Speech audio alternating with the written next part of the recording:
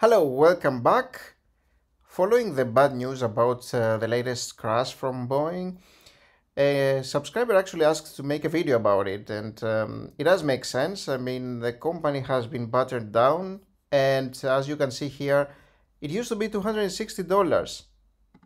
Now, there has been this concern about the MAX aircrafts, of course, and with the latest crash, it did take a little bit of a dip, which looked to kind of dissipate following the next few days. But we do want to examine Boeing regardless of what has happened and see whether it's a potentially interesting investment. And we will, as usual, take a look at the financials and our discounted cash flow model to see if this company makes sense for us to invest in. So the first thing to notice here is that the P ratio and the price to free cash flow ratio of the company is negative, which you would kind of expect because following the pandemic, I'm assuming these companies have been losing a lot of money. All the flight companies and airlines and companies that have to do with flights, Boeing and things of that sort, will probably have lost some money, and we will examine it in detail because we really need to see what they were doing historically here. And you will see here, for instance, that the P actually used to be positive and now it's in the negative again. What I would assume here is that this has a lot to do with the pandemic, because it looks like it's turning negative around 2019 to the end of 2018 really. So that makes sense. And the outstanding shares here have been a little bit lower than what they used to be 5 years ago, but higher than 2020. So bear that in mind as well. Lately they have been issuing a few more shares. And the 5-year revenue growth of the company is negative. Again, I took a little bit of a dive, actually a big dive. From 2017 though, it actually was earlier.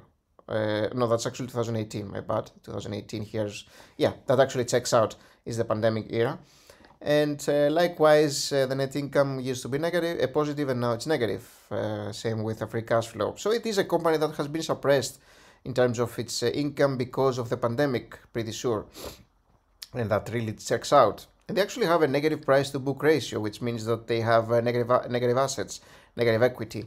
So we will examine all this. It's important to take a little bit of a closer look here. So the next thing that we're going to do is take a look at the income statements here, because that makes the financial statements. Because we do want to see what the company has been doing and what they are doing now. So 2017, the revenue was 93 billion and 101 billion in 2018, but look at 2021 and 2020 and 2019. It has been suppressed, and 2020 was its worst year, which does make sense. A little bit of an increase in 2021 as we are actually kind of exiting the pandemic right now. Last year was a little bit better for them.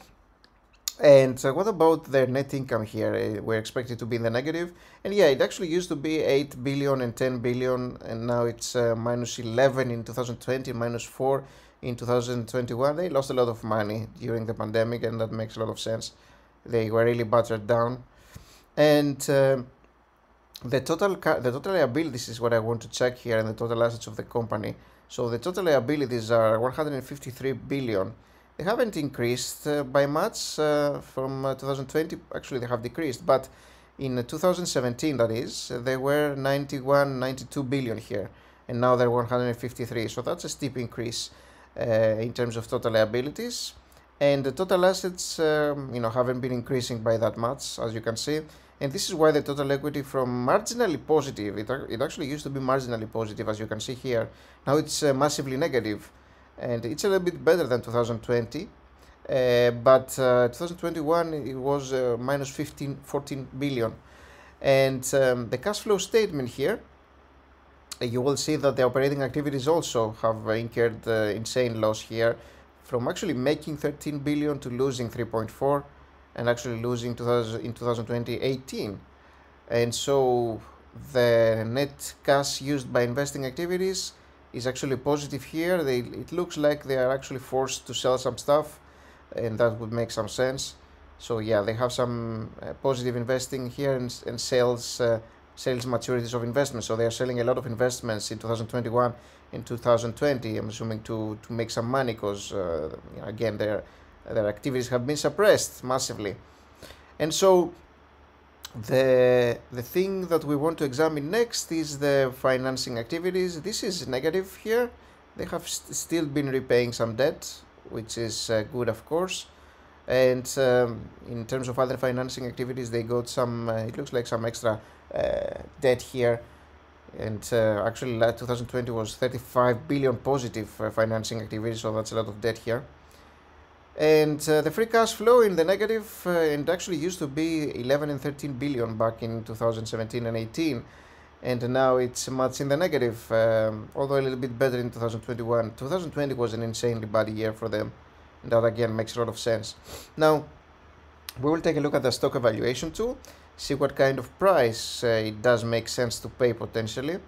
Now, this company hasn't been increasing its revenue by much. It actually decreased its revenue again because of the pandemic. Now, I'm not expecting this to continue, so I will stay positive here, and I will probably go a little bit more, maybe 10, 12, and 14, because I think as we're exiting the pandemic, their business will spike, and so I'm expecting to eventually reach these levels in the next couple of years or so. So maybe 10, 12, and 14 makes a lot of sense here. The net income margin, again, I'm going to be using these values because these ones are not representative. It's about the pandemic. So I want to be using 8 and 10, so I will be using 8, 9, and 10 here. And for the free cash flow margin, likewise, I'm going to go with these two because these are not representative. We were amidst the pandemic, and it doesn't make sense to use these values. So I'm going to go 20, 22, and 24 here. The annual return that I typically like to use is 13%. I can get 10 from an S&P 500 ETF. And so I will calculate here, and I will see that even though I'm relatively positive here and I'm thinking that the business will spike again, the current price of the stock is much elevated compared to what I'd like to get it for. Plus, I'd like to get some margin of safety here because we're exiting a pandemic. And you can kind of see that this would be the case, because if we examine the chart here and the actual lows of the stock, this is very, very handy here.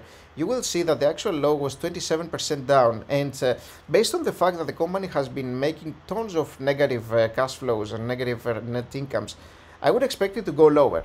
And so if it was down like 60% or 70%, I would think about it. But being down 28% while losing the core of its business, that's not a good enough discount for me. And it actually shows in the stock evaluation tool as well. Kind of agrees with my initial thinking here. And what when I first saw these values, this is what I thought. And this is what the stock evaluation tool can actually help to prove. And this is why I wouldn't enter Boeing right now. I would need a much, much steeper decline, or the company picking business